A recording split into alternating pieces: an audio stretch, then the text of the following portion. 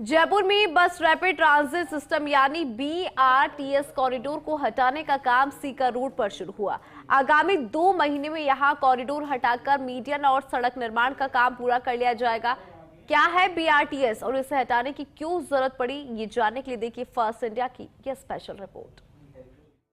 केंद्र में यूपीए सरकार के समय Jawaharlal Nehru national urban renewal mission के तहत 170 करोड़ रुपए की लागत से जयपुर में सीकर रोड, अजमेर रोड और न्यू सांगानेर रोड पर BRTS कॉरिडोर का निर्माण किया गया था।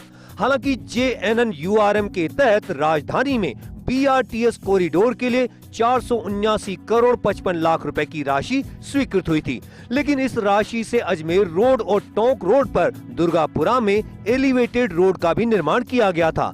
आपको सबसे पहले बताते हैं कि राजधानी में यह सिस्टम आखिर फेल क्यों हुआ।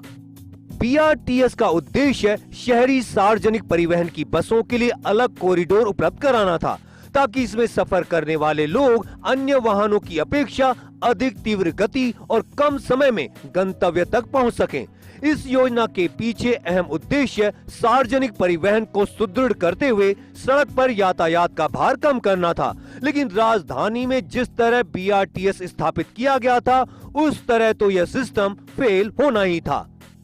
जयपुर में अलग अलग स्थानों पर BRTS कॉरिडोर बनाए गए। ये कॉरिडोर ना तो अधिक दूरी तक कंटिन्यूएशन में थे और ना ही इन कॉरिडोर का आपस में कोई लिंक था। ऐसा नहीं होने के कारण लंबी दूरी के लिए जो यात्री मिलने चाहिए वे यात्री BRTS कॉरिडोर में चलने वाली बसों को नहीं मिल पाए। इन कॉरिडोर के पिकअप या ड्रॉप पॉइंट के आसपास कोई व्यवस्था विकसित नहीं की गई। यहाँ ऐसी कोई बस, ऑटो रिक्शा या अन्य सार्वजनिक परिवहन की व्यवस्था विकसित नहीं की गई, जिसका उपयोग कर कॉरिडोर तक आने वाले या यहाँ उतरने वाले यात्री आसानी से गंतव्य स्थान तक पहुँच सकें। इस सिस्टम के फेल होने का तीसरा बड़ा कारण पर्याप्त संख्या में यात्री भार नहीं मिलना भी रहा। ये कॉरिडोर जहाँ बनाए गए वहाँ ऐसा कोई बड़ा शैक्षणिक संस्थान, कॉलेज, विश्वविद्यालय या बड़ा स्कूल नहीं था जहां कंटिन्यूटी में कॉरिडोर निर्मित हो, जिससे यहां से आवागमन करने वाले यात्री कॉरिडोर का उपयोग कर सकें। इसी तरह सचिवालय, कलेक्ट्रेट या अदालत आदि जैसे सरकारी संस्थान इस कॉरिडोर की कनेक्टिविटी में नहीं थे। ऐसा होता तो इन सरकारी संस्थानों के कार्मिकों का यात्री भार भी कॉरिडोर को मिलता।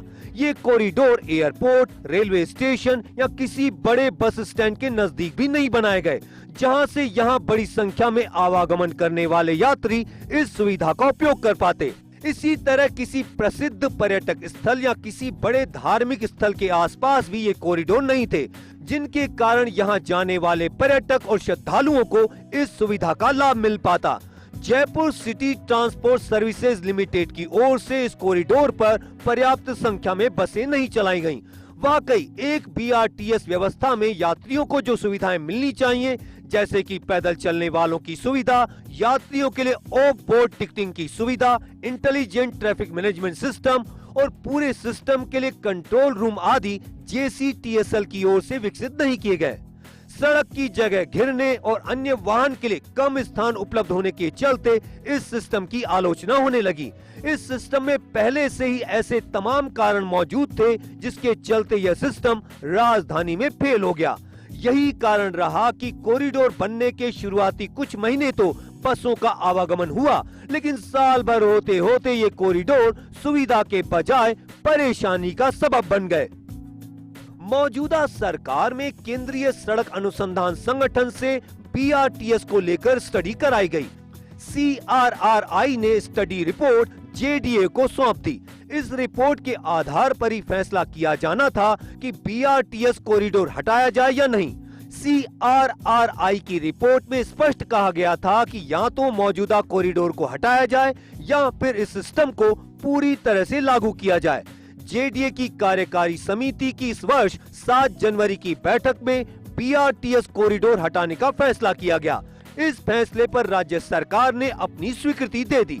BRTS कॉरिडोर हटाने की शुरुआत सीकर रोड से की गई है। सीकर रोड से BRTS कॉरिडोर हटाने की शनिवार से शुरुआत की गई। सी जोन बाईपास पर सीकर रोड जंक्शन पर NHAI की ओर से अंडरपास बनाया जाना है। इसके लिए NHAI जेडीए से रोड नंबर 14 से रोड नंबर 12 के बीच कॉरिडोर हटाने की मांग कर रहा था। इसी के चलते रोड नंबर 12 से रोड नंबर 9 के बीच कॉरिडोर हटाने की शुरुआत की गई। इसके बाद रोड नंबर 14 तक बना बीआरटीएस कॉरिडोर हटाया जाएगा। शनिवार को जेडीए की ओर से अंदर की तरफ कॉरिडोर हटाने की शुरुआत की गई। यहाँ पर भूमिगत जा रही बिजली, पेयजल, सीवरेज या टेलीकॉम लाइनों का पता किया जा रहा है। इन लाइनों की शिफ्टिंग के बाद जेडीए कॉरिडोर पर चढ़ी डामर की परत को मिलिंग से हटाएगा। इसके बाद 3.80 मीटर चौड़ा मीडियन यहां संभावित मेट्रो कॉरिडोर की पाइलिंग को ध्यान में रखते हुए बनाया जाएगा। मीडियन बनने के बाद इसके दोनों तरफ सड़क पर डामरीकरण किया जाएगा। करीब 2 महीने बाद सीकर रोड दोबारा से आम वाहनों के लिए 8 लेनी चौड़ी उपलब्ध होगी। जेडीए का लक्ष्य है कि मानसून से पहले 15 या 20 जून तक यह काम खत्म कर लिया जाए। अजमेर रोड स्थित कॉरिडोर को हटाने के लिए जेडीए ने निविदा जारी कर दी है। न्यू सांगानेर रोड स्थित कॉरिडोर हटाने के लिए जल्द ही जेडीए निविदा जारी करेगा। इन तीनों स्थानों पर कॉरिडोर हटाने व सड़क के डामरीकरण पर 25 से 30 करोड़ रुपए खर्च होने का अनुमान है।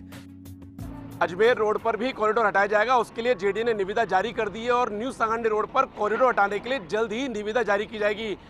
सभी जगहों से ये बीआरटीएस कॉरिडोर हटाने में करीब 25 से 30 करोड़ रुपए का खर्चा आएगा।